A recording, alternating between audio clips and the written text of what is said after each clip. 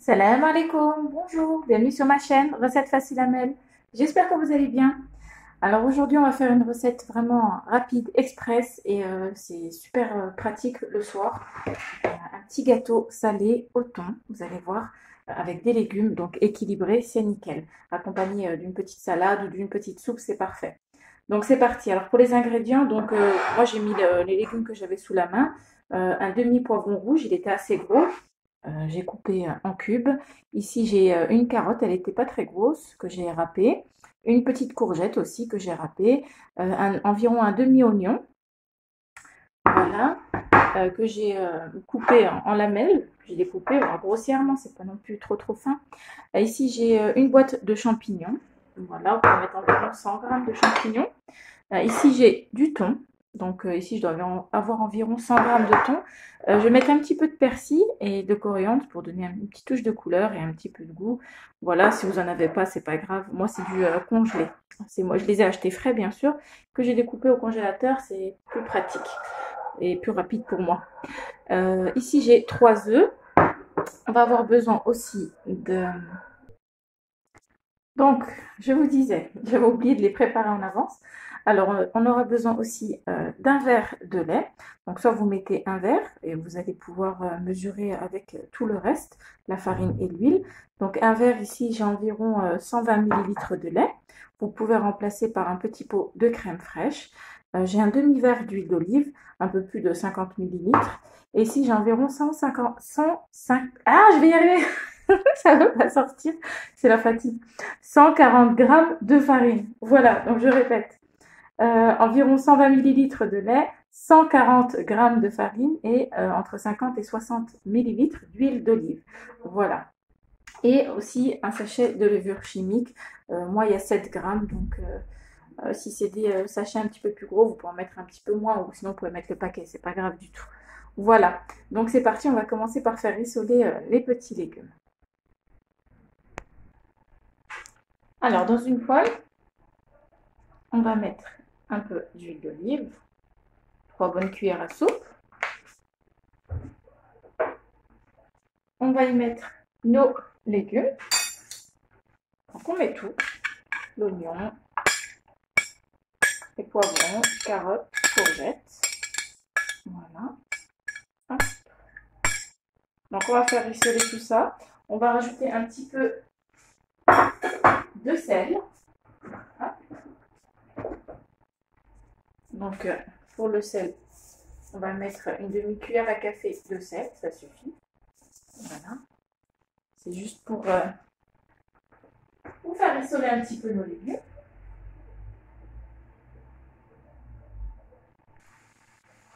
Donc là, je suis à feu fort, c'est pas grave.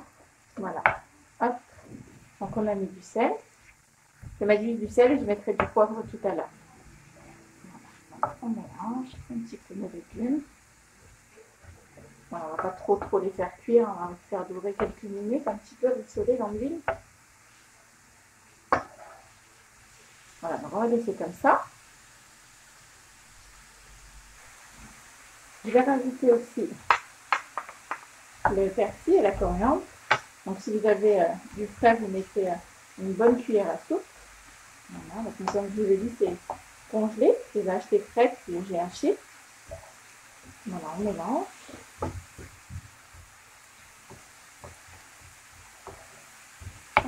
Et on va laisser dorer tout ça. Et on va passer à l'appareil. Voilà.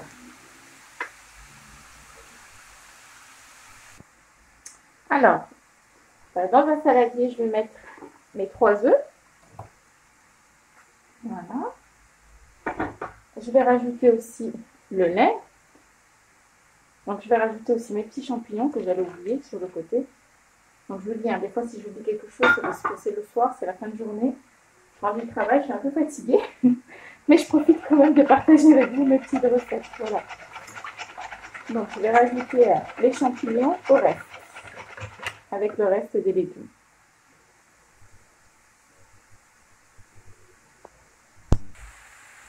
Donc, c'est important de les faire rissoler aussi, parce que, comme c'est des champignons en boîte, ils sont quand même un petit peu gorgés d'eau. Voilà, on les rajoute avec le reste. Vous voyez, on a déjà plein de petits légumes, carottes, courgettes, poivrons, oignons. Ça va être super bon. Voilà, on mélange un petit peu. Et on va continuer l'appareil.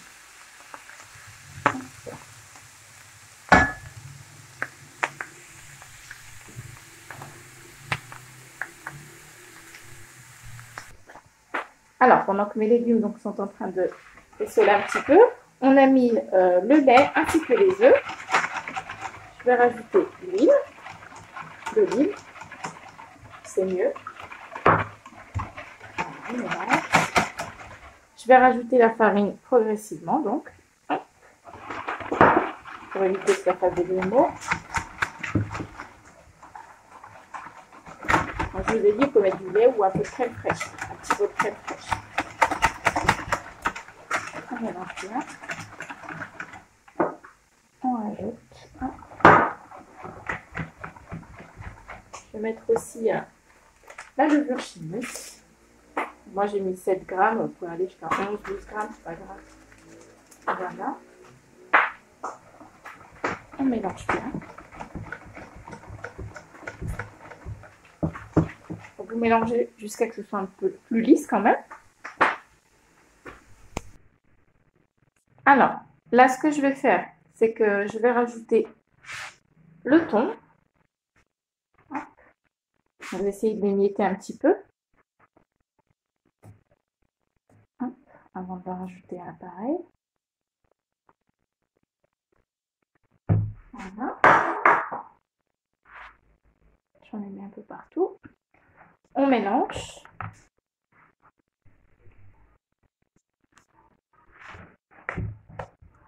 Voilà, écraser un petit peu comme ça. Hop. Ensuite, on va rajouter une bonne poignée de fromage. Si vous n'avez pas de gruyère, vous pouvez mettre des cubes de vache qui rit. Voilà, donc une bonne poignée, environ 100 grammes de fromage. Voilà. On va rajouter un petit peu de sel, donc c'est pour ça qu'on n'en a pas trop mis. Environ une demi-cuillère à café de sel. Hop. On va mettre aussi un petit peu de poivre. Environ un peu moins d'une demi-cuillère à café de poivre. Voilà. Je vais mettre juste un petit peu de paprika pour donner une petite touche de couleur. Juste un petit peu. Hop. On va mélanger. Alors moi, ce que je vais faire, je vais rajouter un petit peu de moutarde. Comme j'ai pas trop salé, donc je vais pouvoir mettre un peu de moutarde. Alors, là, vous mettez une petite cuillère à café de moutarde. Plus si vous aimez, on mélange. Donc mettez pas trop de sel, hein, comme moi. Voilà, donc là on va pouvoir ajouter nos petits légumes. Donc je les ai fait rissoler 5 petites minutes, hein, pas longtemps. Ça suffit. Ils vont encore cuire avec la pâte. Voilà, on met tout.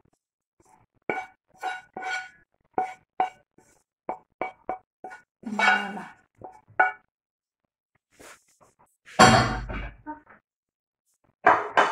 Donc là, il n'y a plus qu'à mélanger. Et ensuite, on va mettre donc dans notre plat qui va aller au four. Donc je mélange bien. Donc j'ai pris un petit moule où j'ai mis un petit peu d'huile d'olive, pour mettre du beurre, un peu de farine. Je vais y mettre donc toute la pâte. Voilà, il n'est pas très gros, hein. Il est ovale, il est petit, assez petit. Voilà, on récupère, on racle. Voilà.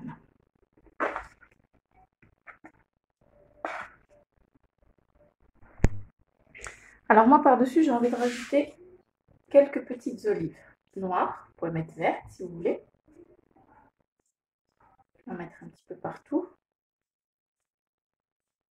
Donc voilà, vous n'êtes pas obligé, hein, si vous aimez les olives.